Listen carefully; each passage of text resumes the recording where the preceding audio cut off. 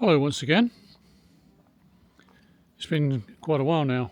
It seems to me that I've sort of come full circle in life.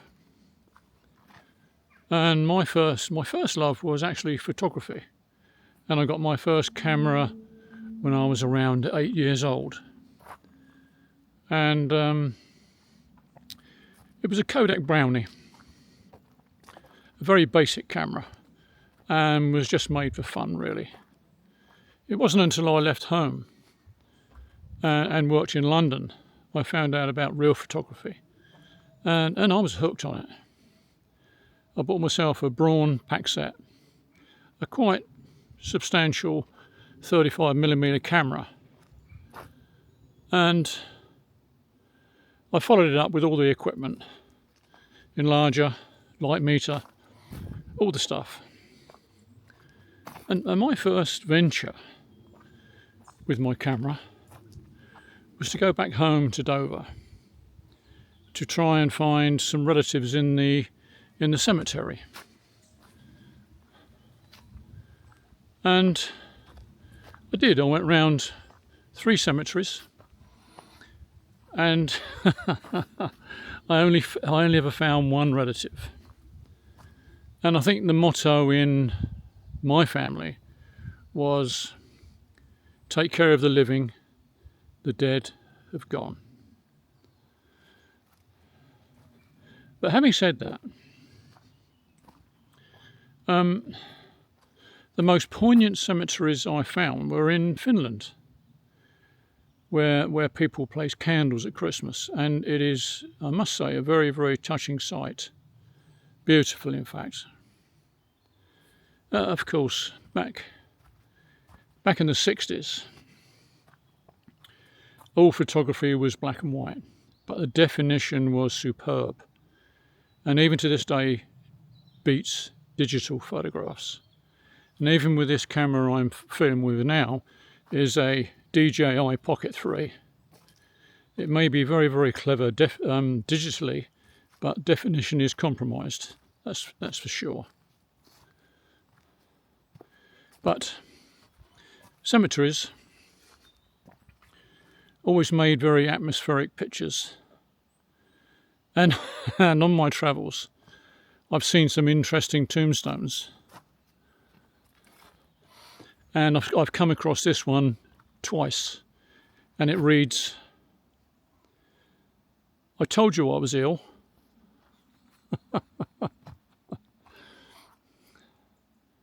Another one said, "I would rather be reading this than you." But my favourite was when I was in Newfoundland in 1988.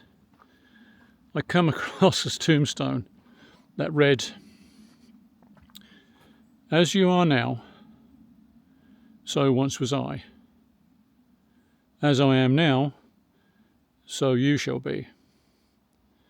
And I guess that message meant from the cradle to the grave isn't long, so make the most of it while you still can. When I was in London, my wife at the time,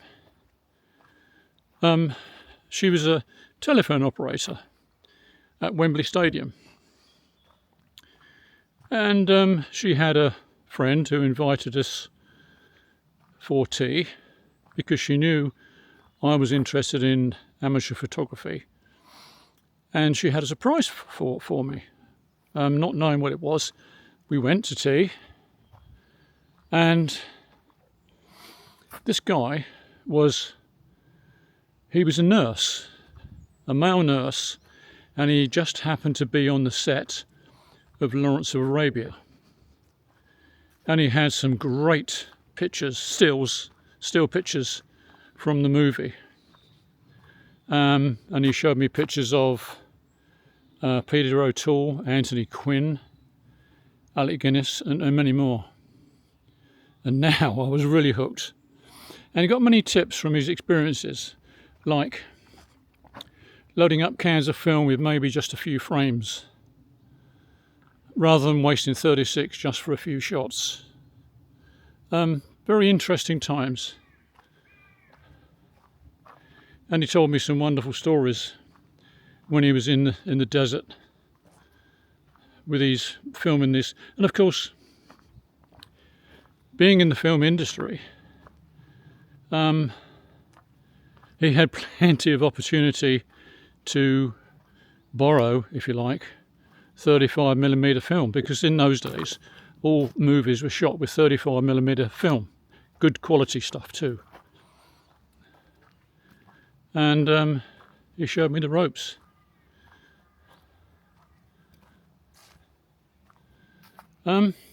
Yeah, and that's me on this Saturday afternoon. I've been walking through here for quite a while now and haven't seen a soul, not one person, which quite suits me. It suits me very, very well. There's nothing worse than going for a walk meeting hundreds of people all wanting to chat. And sometimes it's nice, sometimes it's not. And I'm just looking up. I've just felt a splash of rain. Oh well, never mind. That's life. And as you can see from this fern, I always think this is a nice fern, is a nice plant, but it's the end of the year, autumn, and it's dying until next spring, of course. Yeah.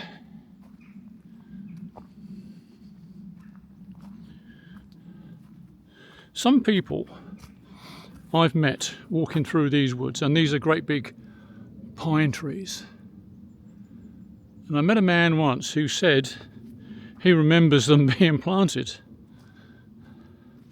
So I can only imagine that must have been 70 or even 80 years ago. Maybe not quite so long, but interesting nonetheless. Yeah.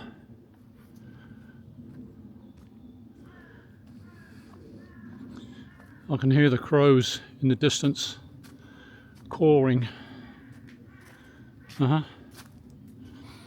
Anyway, that's me. That's me. That's on my...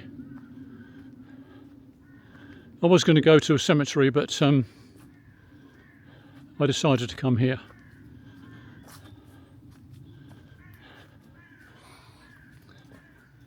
Because usually on a Saturday or Sunday, lots of people go to the cemetery to take flowers. Here in the woods, as you can see, no one. There's a fine old oak tree, which I would imagine by the size of it, it's got to be 100 plus years. Yep. And this one is, I'm not sure.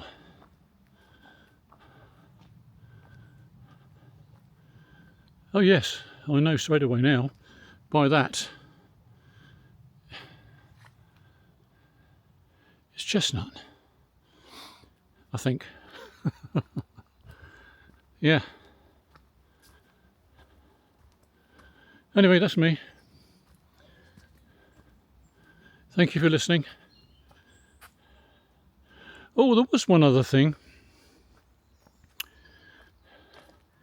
I think like most men, older men, when you see most things that happen in life, eventually you become interested in politics. Because that's all that's left to be interested in. And I follow a lot of politics. And I follow a guy called Matt Kennard, and I'll leave a link in descriptions to this video under the title More. And what an interesting man he is. and he's a proper journalist who is not afraid to reveal the truth, a bit like Julian Assange. And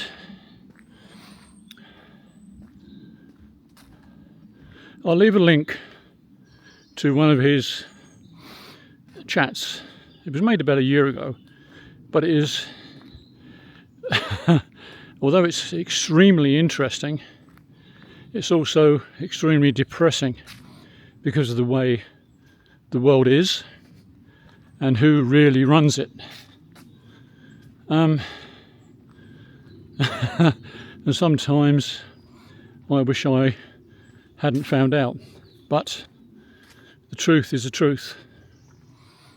And most of us, if not all of us, apart from the very rich people, are being manipulated and have been for many, many years. But none more so than the last 3 years, that's for sure. Anyway, that's me. Thank you for listening. Bye-bye.